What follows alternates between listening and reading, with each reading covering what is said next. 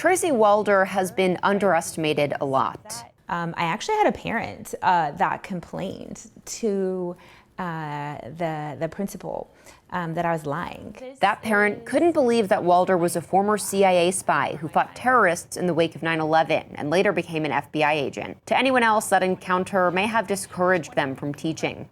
But not Walder, who by this time was used to dealing with opposition. The day before September 11th, they were wanting to use my expertise. I had gotten good, I guess, at gathering human intelligence from the terrorist training camps that were in Afghanistan. On September 11th, 2001, Walder was working in the CIA's counterterrorism unit. After the attacks, her work drastically changed, putting her on course to track down the world's most wanted terrorists, including Osama bin Laden. Now she teaches at the Ursuline Academy, an all-girls high school in Texas, with a fully supportive community of parents. Her students learn about global terrorism. Just recently, they were challenged to dissect the pros and cons of the Afghanistan exit. And they learn about jobs in the spy business. In order to change the gender dynamic and make it more equitable, I have to expose girls to these careers and the different things that they can do in these careers. She feels passionately about changing that gender dynamic in the intelligence community, in part due to the difficult sexism she faced in her career, particularly at the FBI.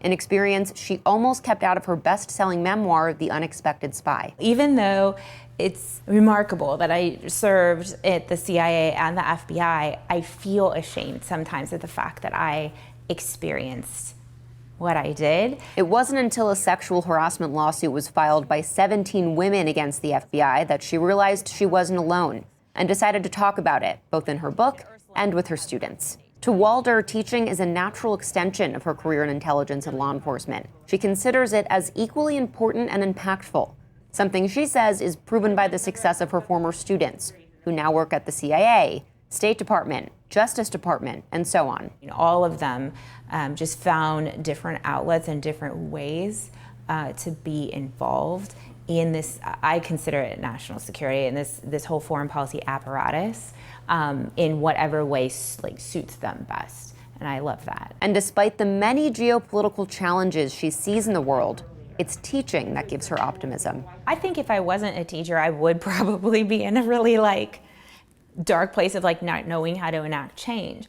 And a lot of people look at a way to enact change as, well, run for an office and make this bill. Well, no, we actually need to start at more of kind of this micro level. And I feel like I am enacting change, whether these girls go into a national security field or not. I mean, it's their choice, but at least they're armed with this information and at least they'll keep themselves informed. Bianca Fascini, Newsy, Dallas.